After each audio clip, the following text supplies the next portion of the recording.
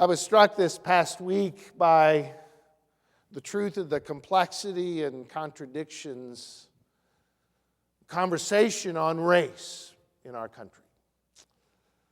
In part, this was spurred by a tweet by a congressman in which he wrote in response, in encapsulating response to a Dutch politician who understands that culture and demographics are our destiny.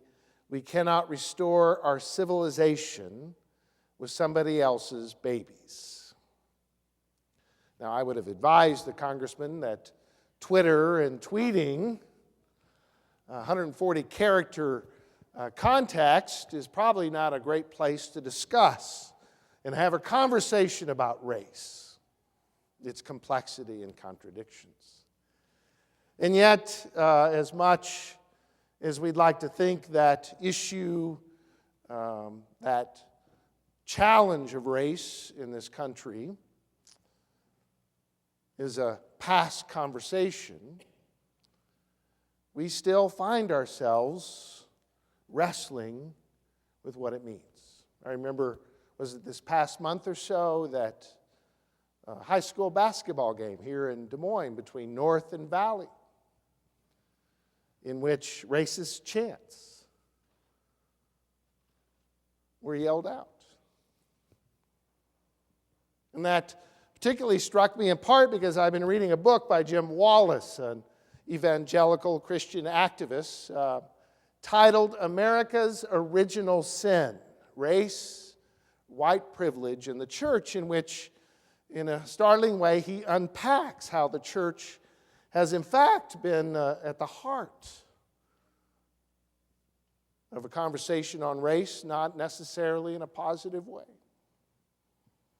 The very founding of our country, rooted in genocide of Native Americans, rooted in the slavery that defined us as a country that's progressed to Jim Crow laws, we kind of hope we're finally over the issue in the conversation, and yet we find ourselves over and over again with this struggle. And Wallace's point was the church has been there all along, more often than not, providing theological justification, spiritual support for such racism. So I was struck by that this week as we continue to wrestle with this reality. And there are many, and I understand why, many who would want to move beyond the conversation because it is so uncomfortable. And yet, we as the church, we as followers of Jesus, as we read the Bible, cannot help but be confronted by a call to be a different kind of people and to be engaged in a different kind of conversation. One cannot read the Gospels without being struck by Jesus' vision of a kingdom where race doesn't define our relationships, where equality rules and inclusiveness and connection and love goes beyond those boundaries and barriers.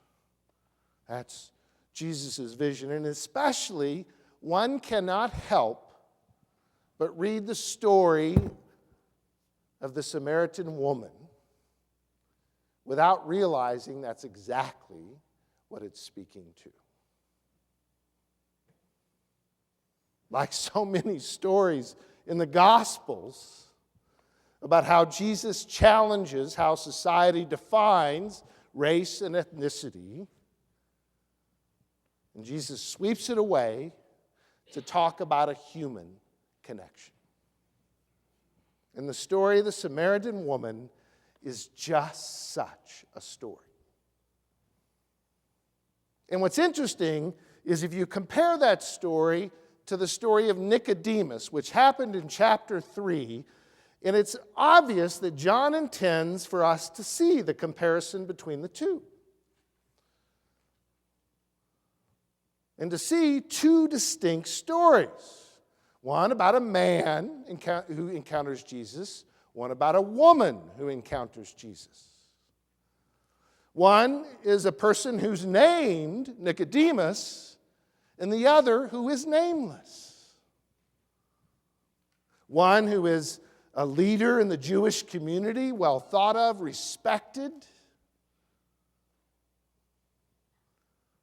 And the other, a nameless woman who is a Samaritan. Who, if it's not clear for us, John makes it clear. You see, this woman comes and asks for a cup of water. It's clear he puts it in parentheses. He says, well, you know, Jews and Samaritans didn't share a thing in common. I mean, if they had water fountains back then, they'd have Jews only and Samaritans only, right? And what's interesting is John is comparing Nicodemus to this nameless Samaritan woman. Nicodemus comes in the middle of the night, secretly. The woman comes, and it's obvious John wants to say, at noon, when the light is out. And this connection between darkness and not seeing and the connection between light and seeing is a theme throughout the Gospel of John. And what's so interesting is John is comparing the Samaritan woman's response to Jesus compared to Nicodemus, where Nicodemus is confused and doesn't really understand and kind of never really gets at what Jesus is saying. The Samaritan woman's response is incredibly faithful. That in fact, she engages in this theological conversation with Jesus. A Samaritan woman, a woman of a different ethnic community than Jesus, hears his message and questions it and engages in that conversation. And where Nicodemus slinks away at the end of his story, what does she do? She goes and she says, I've met the Messiah. She becomes an evangelist. It's always interesting to me in the church, particularly those portions of the church which do not recognize the ordination or the place of women in the church in leadership, that whenever we read the story of Easter, which we will in a few weeks, it's always the women who are the ones who are the witness to the resurrection. It's always the women who are the ones who become the evangelists. And this story is just such an example. So she's a faithful response, this woman of a different ethnic community, whereas Nicodemus, the privileged, the elite, doesn't get it. And yet she does. So much so that she wants to share the news with everyone. And in fact, what's interesting about this passage is that for the first time, Jesus tells someone, not his own disciples, not other religious leaders, he tells a Samaritan woman for the first time, and the truth is the only time in the Gospel of John, he says, I am the Messiah. He directly reveals it to her. I am.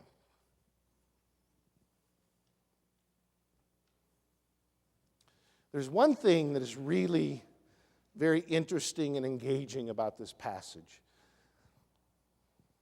It is that when Jesus is at that well, what's profound about this and what changes her experience of grace, is she says, he knows me. He sees me and he knows me. Now, just a little caveat. It has often been the tradition and interpretation that we often read this story about the Samaritan woman, and then we think that she's a little, maybe a prostitute or someone who acts scandalously sexually. In part because what Jesus says is you've had 5 husbands and you're living with someone who doesn't have a husband. Well, the truth is, we're reading that into the text. The truth is, in the world in which she lived, husbands died, husbands divorced women. It was more a symbol of her powerlessness. We're assuming that it's her fault, that she's a sinner. And that's not part of this passage, which is interesting. What the passage tells us is Jesus saw her and knew her and offered grace.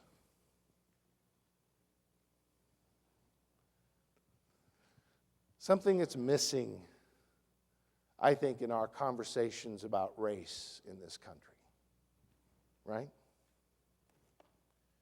Do we really see and know each other? Do we really intentionally go and encounter people different from ourselves and see and know their condition? To see and know the world they wrestle with. Do we really do that? In many ways, we live in a more segregated time than 50 years ago.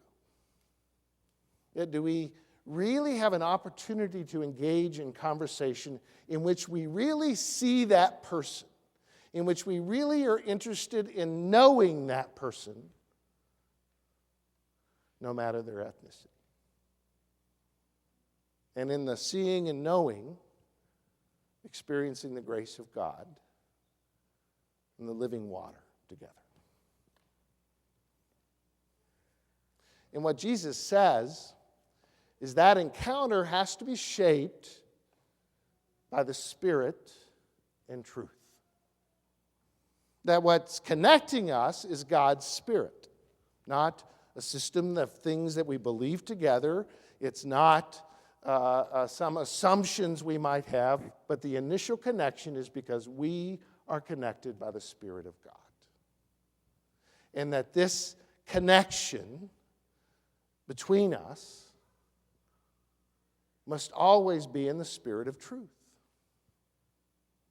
in which we speak truth together.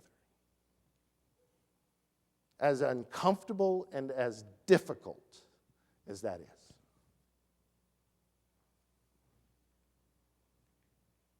In many ways, because we don't know the truth. My wife shares the story that she grew up in Tulsa, Oklahoma.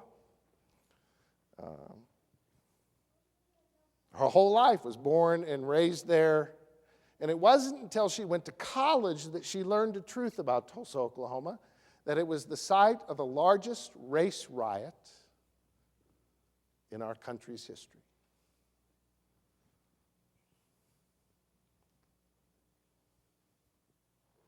And unless we know that truth, there's no real seeing and knowing each other.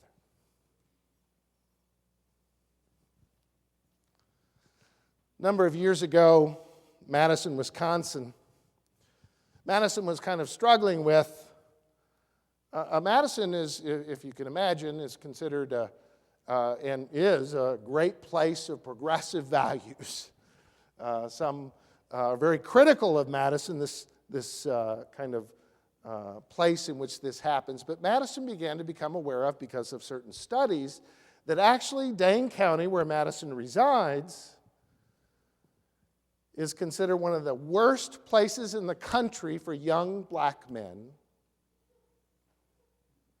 to live and grow up.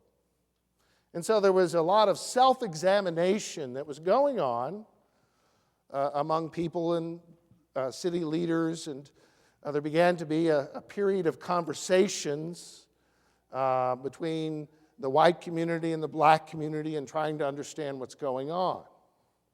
And in the midst of that conversation, there was a police shooting. which a young black man, kid my children's age, was shot and killed. And I remember going, Teresa and I went to a meeting the very next day at a black church, a church that I was good friends with the pastor, a church that had a relationship to our church. We're attending a meeting trying to figure out how we can address this. And I get a phone call. And it's a church member who calls me, and a very active member in our church who says to me over the phone, "Alex, my son was the police officer."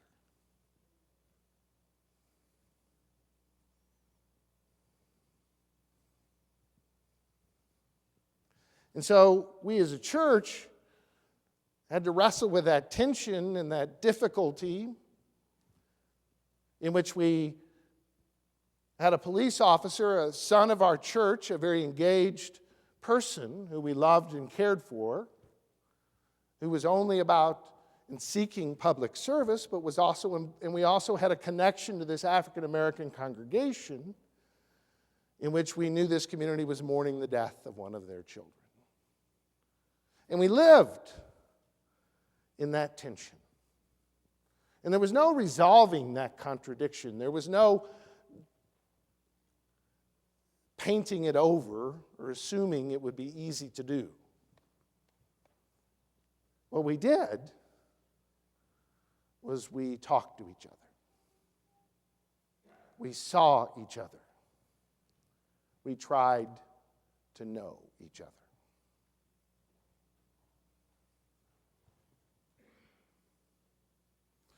Finally, a few weeks after that shooting, again, a number of pastors in the white churches were meeting with pastors of the black churches, and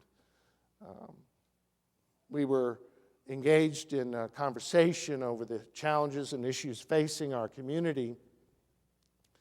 And one of the interesting things was said by a black pastor. He asked those who were there, it was about half and half, white and black, and he says, "How many of you here, of you black pastors, how many of you have heard preached from the pulpit or taught in your Sunday school class, how many of you have heard that you're supposed to love white people?" And almost every single one of them raised their hand. And then he asked us, he says, "How many of you white pastors have gone to Sunday school, have been in worship, and explicitly have the pastor tell you, you have to love black people?" Explicitly. There weren't many of us who raised our hands.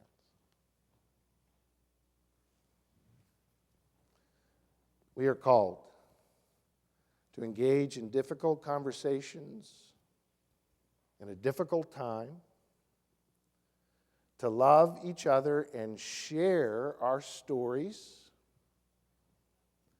to truly try to see each other, to truly try to know each other,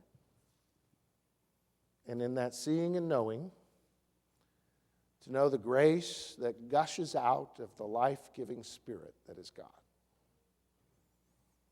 To God be the glory this day and forevermore. Amen.